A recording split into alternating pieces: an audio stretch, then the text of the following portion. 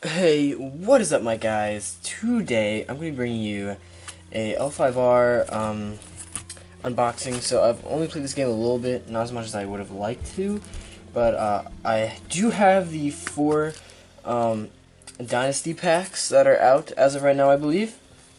I'm going to be hopping right into that. This is obviously not the most exciting video ever, so, yeah, I'll just try to talk about what's been going on. So, had a lot of college apps to do, and that's about it. That's pretty much the entire story. There's nothing much else to say. Yeah, I've been doing college apps and school. Also, this thing is oddly taped. But that's over with, so, hopefully, more streaming stuff. Anyway, so oh, wow. What a deck. Alright, so this is the, Into the Forbidden City Dynasty pack, and, comes with this little thing, and it's pretty long. Oh, I ripped it. That's awesome. Anyway, alright, boys, we're gonna be switching the angle up here. So here is the, cards. So we have the Dynasty and Conflict deck, it looks like, of this. I'm pretty sure it comes with, I forgot how many cards are in each. 3 copies of each of the 20 different cards, so 60 cards are in here, so that's a deck. And, well, in a standard game, but in this game, not really. So yeah. I've been thinking about making not a TCG, but like a card game recently. I'm not really gonna talk about that yet because it's just like ideas floating around. But I think this game is pretty interesting, honestly. I've played it. Honestly, I haven't played as much as I would like to, but yeah, it's definitely fun. Once I get a deeper understanding of the game, I feel like with Netrunner, I always enjoyed the game, but I never had a huge understanding of it where I could really enjoy it. So I need to do that for this game because it'll definitely help me understand it. So anyway, we got some cards here. So Feast or Famine is the first one. This is a fire roll only, and it's an interrupt. Hopefully that'll focus. But it says, when this province is broken, choose an opponent's character, move each fate from that character to a character you control with no fate. That's pretty awesome. Definitely probably going to be using that in a deck. I feel like that's a really strong, card. Alright, sorry for the cut in video, guys. My camera is being really wacky, but we're going to continue here. Also, I don't think I'm going to unbox all these in one video, so the other one's going to be kept for later. So next up is Public Forum. This cannot be a stronghold province, and also is an interrupt. When this province would be broken, if there is no honor tokens on it, place 1 honor token on it instead. So that one's pretty good. Except, since I haven't played it, I'm still, when this province will be broken, if there are no honor tokens on it, place 1 honor token on it instead. Alright, I have to read up. So we got a character, a 2/6. Wow, that's a lot of political power. While this character is participating in a conflict, discard the Imperial Favor, draw 3 cards, reduce the cost of each event you play during this conflict by 2. That is a very strong card. Wow. Shoutouts to Crane. And holdings for the Crane. So this is, conflicts can be declared, political conflicts cannot be declared against this holdings province. So that's a very strong card, actually. That's actually pretty ridiculous. So I'm going to put those together with all the Crane stuff. And I'm going to put the provinces, the neutral ones together. Next up is the Enigmatic Magistrate. While this character is attacking, only characters that have an odd printed cause count their skill towards the resolution of this conflict. That's a very interesting card. especially since all of his numbers are even. So that is pretty crazy. I really like that card. That could really screw people up.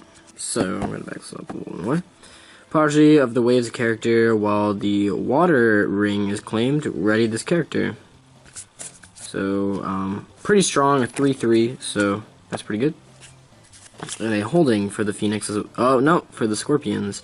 When a Scorpion character you control leaves play, attach that character to this holding face down instead of placing it in its owner's discard pile. Play an attached face down character from this holding as if it were in this province, then sacrifice this holding.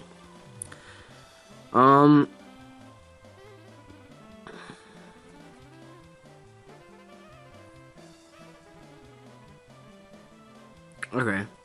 So this seems like a pretty interesting card. Obviously the Scorpion all about trickery. This is about sacrifice, and this is very interesting because it brings cards back in and then sacrifices the +1 on the holding. So it's kind of like a risky thing because you don't really know, like, you're losing the +1. But I think it's an interesting card, actually. So that's pretty cool. Alright, Child of the Plains, a character. This is like the first normal character we've seen. Or the one that hasn't had big numbers. After this character, after a province's character is attacking is revealed, the attacker has the first action opportunity in this conflict. So, okay, that's pretty cool. War Dog Master. No political, only,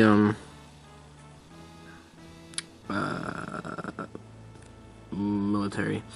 Reaction. After this card is declared as an attacker, discard the top card of your Dynasty deck. This gets +X military power until the end of the conflict. X is the printed card cost of the discarded card. Haruma Skirmisher. Reaction. After you play this card, it gains covert until the end of the phase. I forgot what covert means, but that's pretty cool, I guess. Probably something defensive. I think this is crab. Attachments. Attached characters gain the crab clan symbol and the berserker trait. So that helps with whatchamacallit, with the neutral cards. If you have a crab buff, this is a dragon event. Reaction. After your opponent declares a water conflict, choose a monk character or a character with a monk attachment. Ready that character and draw 1 card. So, utility kind of thing. That's pretty sweet. I'm digging it. Alright, this one's for Lion. Lion I played once, and I wasn't really digging it. But the starter set might be different than this. Anyway, this is a courier. During a conflict in which this character is participating, increase the cost for each player to play each event by 1. That's awesome. That's a very nice card. I really, really like that. Wow. Jeez. Alright, Test of Courage. Action. During a conflict, if your honor bid is lower than your opponent's, choose a lion character you control, move that character to the conflict, then honor it. Alright, that's really good for lion. It's an interesting card. It lets you drag more stuff into play. So I like that. Alright. Ben 10's Touch. Action. During a conflict, bow a friendly Phoenix unit. Friendly Phoenix Shugenja character. Choose a participating character you control, honor that character. So, sacrificing 1 character basically to honor another. So, pretty tricky, I guess. This kind of reminds me of like a Scorpion thing. Bayushi Kachiko. Action. While this character is participating in a political 6 political, Jesus Christ. She has 6 political. That's pretty dirty. Another Scorpion. Misinformation. Action.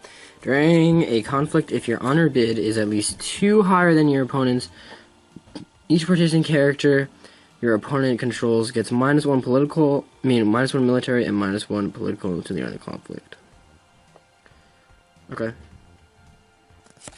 That seems like a pretty dank card. I like it. Chasing the Sun. Seek your role only. Action. During a conflict in which you are the attacking player, move the contested ring to another eligible province and reveal it. If able, that province is now the attacked province. That is really cool. I really like that card. Kind of lets you dictate the pace of the game. I really like the misinformation card because I always felt like going lower was better. So going higher, giving you that benefit, is really cool. So I really like that card. And this is a neutral attachment.